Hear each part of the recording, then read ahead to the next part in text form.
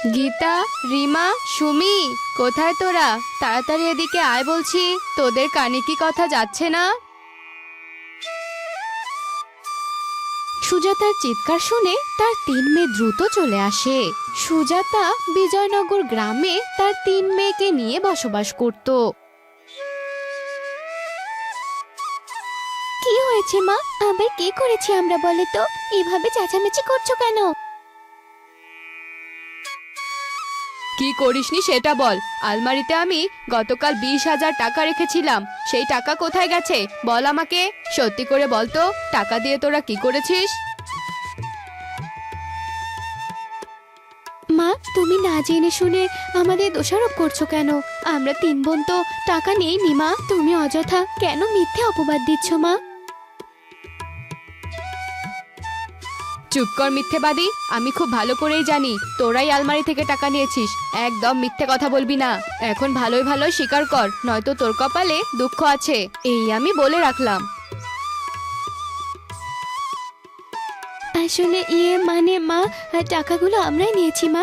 আসলে ওই টাকা দিয়ে আমরা 3 বোন শপিং করেছি। আসলে আমাদের কলেজে পিকনিক আছে, তো পিকনিকে পড়ে যাব বলে। হায় হায়, তোরা এটা কি বললি? পিকনিকে যাবি বলে 20,000 টাকা দিয়ে তোরা জামা কিনলি? কি করব মা, তুমি তো ভালো করেই জানো আমরা 3 বোন দেখতে অসুন্দর। যে সে জামা পরলে আমাদেরকে একদম মানায় না। তাই তো সুন্দর দেখে জামা কিনেছি, যাতে দেখতে একটু সুন্দর লাগে। আর আমরা অসুন্দর বলে আমাদের যেন কেউ খোঁটা দিতে না পারে। তাই বলে তোরা আমার 20,000 টাকা এভাবে ধ্বংস করবি? তোরা কি আমায় রাস্তার ভিখারি বানিয়ে ছাড়বি নাকি? হ্যাঁ, তোদেরকে এসব কথা বলে লাভ নেই। যা, দূর হ বলছে এখান থেকে। সুজাতার এমন কথা শুনে গীতা, রীতা ও রুমি সেখান থেকে চলে যায়। আর সুজাতা রাগে ফুঁসতে থাকে। এভাবেই তাদের দিন যাচ্ছিল। কি ব্যাপার, তোরা 3 বোন মিলে কোথায় গিয়েছিলি বলতো? আর তোরা ওড়না দিয়ে মুখ আড়াল করে রেখেছিস কেন? মুখে কিছু হয়নি মা। আসলে আমরা 3 বোন মিলে পার্লারে গিয়েছিলাম। আসলে ফেসিয়াল করেছি তো, তাই রোদ থেকে আড়াল হতে ওড়না দিয়ে মুখ ঢেকেছি। তোরা আবার পার্লারে গিয়েছিলি? তা শুনি আজ আবার পার্লারে কত টাকা ধ্বংস করে এলি শুনি? বেশি নয় মা, মাত্র 5,000। আসলে ভিআইপি পার্লার তো, তাই একটু দাম বেশি নিয়েছে। তবে মা, তুমি এবার দেখো আমরা 3 জন মিলে কত সুন্দর হয়ে যাব। কি 5,000 টাকা? তোদের যে আমি কি করে বোঝাবো যে উপরওয়ালার দেওয়া রূপই হচ্ছে আসল রূপ। পার্লারে গেলে কখনো রূপ বৃদ্ধি পায় না, আর মানুষ সুন্দরও হয় না। উপরওয়ালার দেওয়া রূপ নিয়ে সন্তুষ্ট থাকা ভালো। আর তোরা যেভাবে টাকা পয়সা নষ্ট করছিস, এতে আমাদের দুর্দিন খুব একটা দূরে নেই, বুঝলি? এসব কথা বলে সুজাতা রেগে সেখান থেকে চলে যায়। এরপর বেশ কিছুদিন কেটে যায়। আর অতিরিক্ত রূপচর্চা করার কারণে সুজাতার 3 মেয়ের ত্বক ক্যান্সার হয়। মা, আমাদের মুখে জ্বালা যে আর সহ্য হচ্ছে না। তুমি কিছু করো মা, আমরা যে আর সহ্য করতে পারছি না।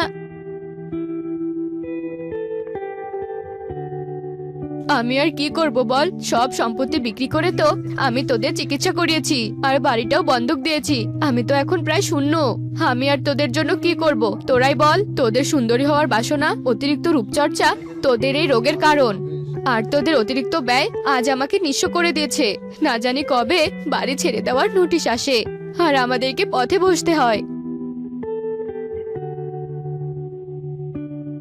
সুজাতার এমন আশঙ্কাই সত্যি হয়ে যায়। কয়েকদিন পর বাড়ি ছেড়ে দেওয়ার নোটিশ আসে, আর সুজাতা ঘর বাড়ি ছেড়ে দিয়ে তার 3 মেয়েকে নিয়ে রাস্তায় নেমে পড়ে।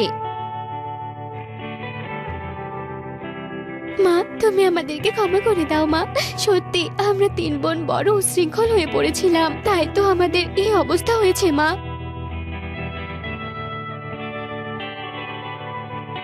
হ্যাঁ মা, আমাদেরকে তুমি ক্ষমা করে দাও। আমরা যদি আজকে সুন্দর না হতে চাইতাম, আর তোমার মতো মিতব্যয়ী হয়ে চলতাম, রূপচর্চা না করতাম, তাহলে হয়তো আজকে আমাদের এই অবস্থা হতো না। তুমি আমাদের ক্ষমা করে দাও মা। আমাদের মতো উচ্ছৃঙ্খল মেয়েদের জন্যই আজ তোমার এই অবস্থা। তোরা যে তোদের নিজেদের ভুল বুঝতে পেরেছিস এতেই আমি খুশি হয়েছি, কিন্তু এখন যে আর কিচ্ছু করার নেই রে মা। এখন আমাদের রাস্তায় থাকা ছাড়া আর কোনো উপায় নেই। গভীর রাত, পূর্ণিমার আলো চারিদিকে ছড়িয়ে রয়েছে। সুজাতা তার 3 মেয়েকে নিয়ে চিন্তিত হয়ে রাস্তায় দাঁড়িয়ে আছে, আর তখনই সেখানে আগমন হয় একটি মায়াপরীর। কি ব্যাপার, তোমরা এত রাতে রাস্তায় কেন? তোমরা কি আবার পূর্ণিমার চাঁদ দেখতে বেরিয়েছো নাকি? আসলে পূর্ণিমার চাঁদ দেখতে আমারও ভীষণ ভালো লাগে, আর তাই তো পরিলোক থেকে এখানে এসেছি আমি। না গো পরি, আমরা চাঁদ দেখতে বেরোইনি। আসলে আমাদের ভাগ্য আমাদেরকে রাস্তায় এনে দাঁড় করিয়েছে। কি বলছো তোমরা এসব? আমি কিছু বুঝতে পারছি না গো, একটু পরিষ্কার করে বলো আমাকে। এরপর রীতা পরীকে সব কথা খুলে বলে, আর সব শুনে পরীর ভীষণ খারাপ লাগে। আর পরী জাদু করে 3 রঙের 3টি জামা নিয়ে আসে। আজ থেকে এই 3 রঙের জামা তোমাদের। এই 3 রঙের জামা হলো জাদুই জামা। এই জামাগুলো পরলে তোমাদের শরীরের সকল রোগ ব্যাধি ভালো হয়ে যাবে, আর তোমরা সর্বদাই সুস্থ থাকবে। আর তাছাড়া এই 3 রঙের জামা থেকে রোজ 3 রঙের অনেক জামা বের হবে। সেসব পরে তোমরা যতদূর হাঁটতে থাকবে, কাপড় ততদূর বৃদ্ধি পেতে থাকবে। এসব কথা বলে পরী জাদু করে একটি সেলাই মেশিন নিয়ে আসে।